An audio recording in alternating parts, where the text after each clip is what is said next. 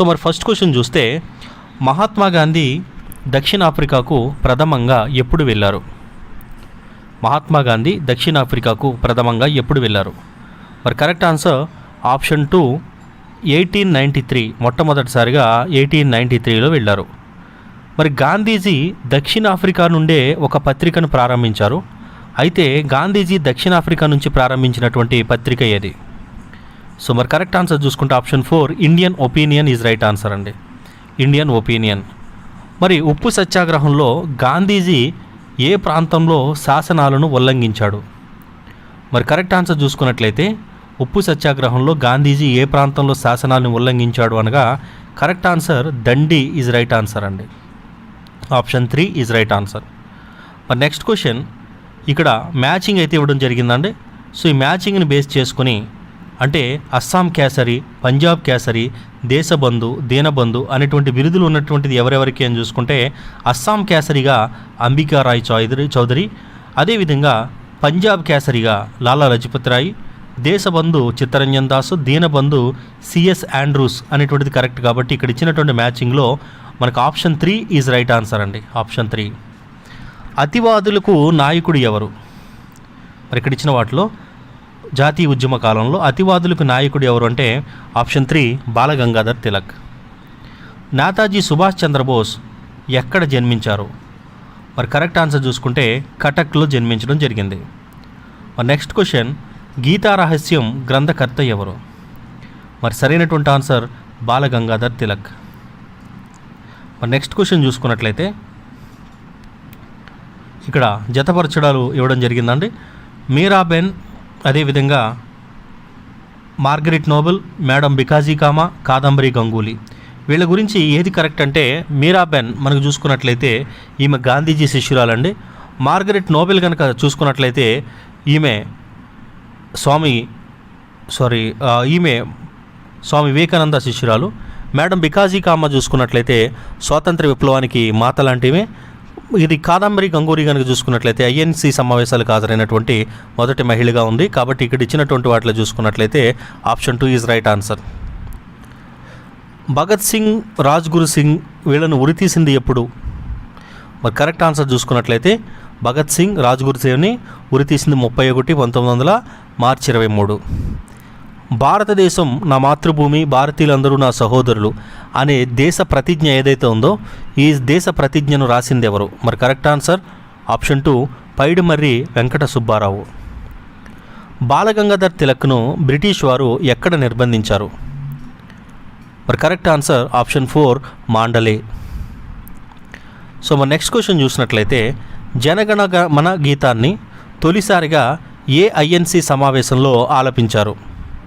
మరి correct answer Calcutta సమావేశము 1911. మరి next question, వందే మాతర ఉద్యమం యొక్క ప్రారంభ కేంద్రం ఏది? వందే మాతర ఉద్యమం యొక్క ప్రారంభ కేంద్రం ఏది? మరి కరెక్ట్ ఆన్సర్ చూసుకుంటే option 3 Calcutta is right answer. స్వదేశీ సంస్థల విలీనీకరణలో కాశ్మీర్ పాలకుడు ఎవరు? స్వదేశీ సంస్థానాల విలీన కాలంలో కాశ్మీర్ పాలకుడు ఎవరు? మరి కరెక్ట్ ఆన్సర్ చూసినట్లయితే ఆప్షన్ 3 హరి సింగ్. సో మరి నెక్స్ట్ క్వశ్చన్ చూద్దామండి. మంత్రిత్రయ రాయబారంలో ఉన్న సభ్యులు ఎవరు? Pethick Lawrence, sir Stafford Cripps, A V Alexander, వీళ్ళు ముగ్గురు కూడా ఉన్నారు. కాబట్టి all the above is right answer option 4. 1946 August 16న మహమ్మద్ అలీ ప్రత్యక్ష కార్యాచరణ దినము అంటే డైరెక్ట్ యాక్షన్ డేకి పిలుపునిచ్చారు. ఆ విధంగా ఆయన పిలుపునివ్వడానికి కారణం ఏమిటి? మరి కరెక్ట్ ఆన్సర్ చూస్తే బలప్రయోగం ద్వారానైనా పాకిస్తాన్ని సాధించాలి అని. హిందూ మహాసభను 1915లో స్థాపించారు. అయితే ఆ స్థాపించినటువంటిది ఎవరు? మరి correct answer option 1 Madan Mohan Malaviya. 1829లో చేసిన శారదా చట్టము అమల్లోకి వచ్చిన నాటికి భారత వైస్రాయి ఎవరు? సో మరి కరెక్ట్ ఆన్సర్ చూసుకుంటే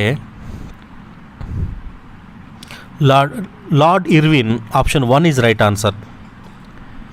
మరి ఇక్కడ వివిధ సంస్థలు ఇచ్చారండి. ఏఐటియుసి, ఐఎన్ఏ, అదేవిధంగా ఎస్ఎన్డిపివై, అదేవిధంగా ఐఎన్సి. వీటిని స్టార్ట్ చేసిన వాళ్ళు ఎవరు అనేటువంటిది క్వశ్చన్ అనమాట. ఇక్కడ చూసుకుంటే ఏఐటిఈసి చూసుకున్నట్లయితే మనకి ఇక్కడ ఎన్ జోషి స్టార్ట్ చేశారు. ఐఎన్ఏ కనుక చూసుకున్నట్లయితే ఇక్కడ సుభాష్ చంద్రబోస్ స్టార్ట్ చేయడం జరిగింది. ఏఎన్డిపిఐ కనుక చూసుకున్నట్లయితే ఇక్కడ నారాయణ గురు గారు స్టార్ట్ చేశారు. ఐఎన్సి చూసుకుంటే ఇండియన్ నేషనల్ కాంగ్రెస్ ఏవో హ్యూమ్ స్టార్ట్ చేశారు కాబట్టి option 3 is right answer. Rajaji ప్రణాళిక ఏ సంవత్సరంలో ప్రకటించబడింది? మరి కరెక్ట్ ఆన్సర్ 1944. మరి నెక్స్ట్ క్వశ్చన్ చూసుకుంటే పురుషుల్లో ఊపిరితిత్తుల సంకోచం సడలికలకు తోడ్పడేటువంటి అవయవం ఏది? మరి కరెక్ట్ ఆన్సర్ విభాజక పటలం. Option 4 is right answer. ప్రయోగశాలల్లో ఉపయోగించేటువంటి లిట్మస్ పేపర్ అనేటువంటిది దేనితో తయారు చేస్తారు? మరి కరెక్ట్ ఆన్సర్ lichens. Option 3 is right answer. కార్బోహైడ్రేట్లు జీర్ణ ప్రక్రియ ఎక్కడ ప్రారంభమవుతుంది? మరి కరెక్ట్ ఆన్సర్ ఆప్షన్ 1 నోట్లో ప్రారంభమవుతుంది. సో మరి నెక్స్ట్ క్వశ్చన్ మైటోకాండ్రియాల కణశక్తి భాండాగారాలు అని పిలుస్తారు. మైటోకాండ్రియాలను కణశక్తి భాండాగారాలను పిలుస్తారు. మరి క్రింది వాటిలో దేనిలో ఇవి లోపించి ఉంటాయి? సో మరి కరెక్ట్ ఆన్సర్ చూస్తే కేంద్రక పూర్వజీవులు, పక్క ఆర్సీబీలు. హృదయ స్పందన, వాంతులు, తుమ్ములు, దగ్గడం, మింగడం లాంటి చర్యలు మెదడులో ఏ భాగం యొక్క ఆధీనంలో ఉంటాయి? సో మరి కరెక్ట్ ఆన్సర్ ఆప్షన్ 1 మెడుల్లా ఆంబ్లగేటా. దీన్ని మనం మధ్యాముఖము అంటాము. భూమిని శుభ్రపరిచేటువంటి జీవులు అని వేటిని అంటాము? సో మరి కరెక్ట్ ఆన్సర్ చూస్తే ఆప్షన్ 2 బ్యాక్టీరియా. సో మరి నెక్స్ట్ క్వశ్చన్ సుగంధ ద్రవ్యాలను ఉపయోగించేటువంటి లవంగ మొక్కల్లోని ఏ భాగానికి చెందినవి? సుగంధ ద్రవ్యాల్లో ఉపయోగించే లవంగాలు ఈ మొక్కల్లో ఏ భాగానికి చెందినవి? మరి కరెక్ట్ ఆన్సర్ చూస్తే ఎండినటువంటి విప్పారనటువంటి పూమొగ్గలు. Option 4 is right answer. ఎరాయిడ్ల పరాగ సంపర్కానికి సంబంధించి సహాయపడేవి ఏవి? మరి కరెక్ట్ ఆన్సర్ ఆప్షన్ 1 నత్తలు. పక్షులు, గబ్బిలం రెండు ఎగిరే జీవులే, కానీ ఆ రెండింటికి మధ్య ఉన్నటువంటి డిఫరెన్స్ ఏంటి? మరి కరెక్ట్ ఆన్సర్ చూస్తే ఆప్షన్ 1 విభాజక పటలం. లైసోజోమ్లు ఎక్కువగా ఉండేటువంటి కణాలు ఏవి? సో మరి కరెక్ట్ ఆన్సర్ చూస్తే లైసోజోమ్లు ఎక్కువగా ఉండేటువంటి కణాలు జీర్ణక్రియ కణాలు. Option 4 is right answer. వృక్ష కణంలో ఉండేటువంటి కణాంగాలు ఏవి? మరి కరెక్ట్ ఆన్సర్ చూస్తే ఆప్షన్ 3 ప్లాస్టిడ్లు. ఆకర్షణ పత్రాలు పసుపు, నారింజ రంగులో ఉంటాయి, దానికి గల కారణం ఏమిటి?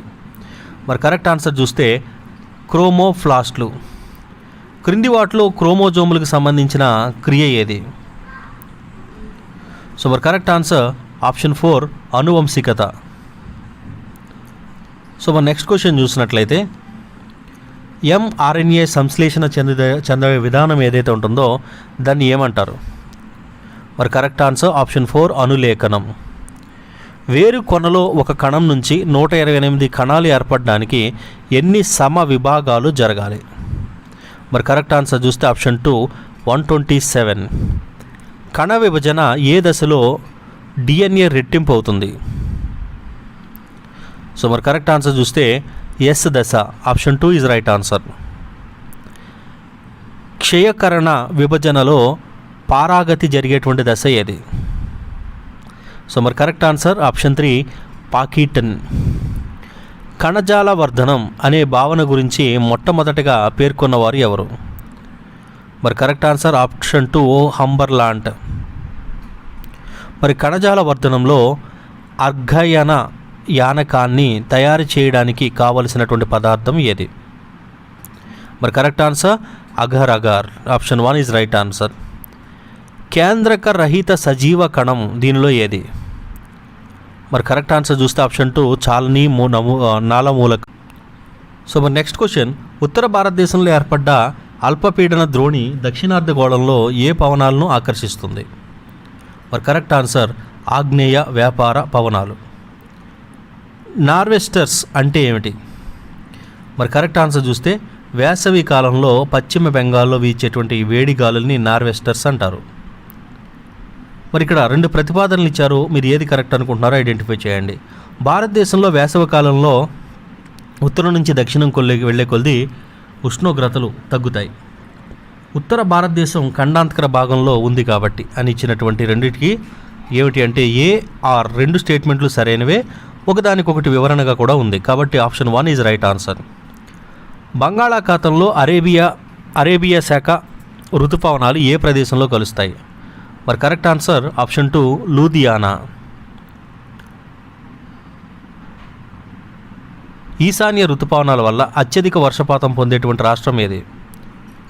మరి కరెక్ట్ ఆన్సర్ చూస్తే ఇక్కడ ఇచ్చిన వాటిలో తమిళనాడు. క్రింది వాటిలో సరికానటువంటి అంశం ఏది? మరి ఇక్కడ ఇచ్చిన వాటిలో ఆప్షన్ 2 లానినో వల్ల భారతదేశంలో కరువులు ఏర్పడవు, వర్షాలు వస్తాయి. ఎల్నినో వల్ల కరువులు ఏర్పడతాయి కాబట్టి ఆప్షన్ 2 ఈజ్ రాంగ్ ఆప్షన్ కాబట్టి రైట్ ఆన్సర్.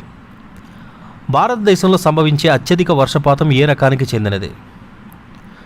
సో మరి కరెక్ట్ ఆన్సర్ పర్వతీయ వర్షపాతము, ఆరోగ్రఫిక్ రెయిన్ఫాల్.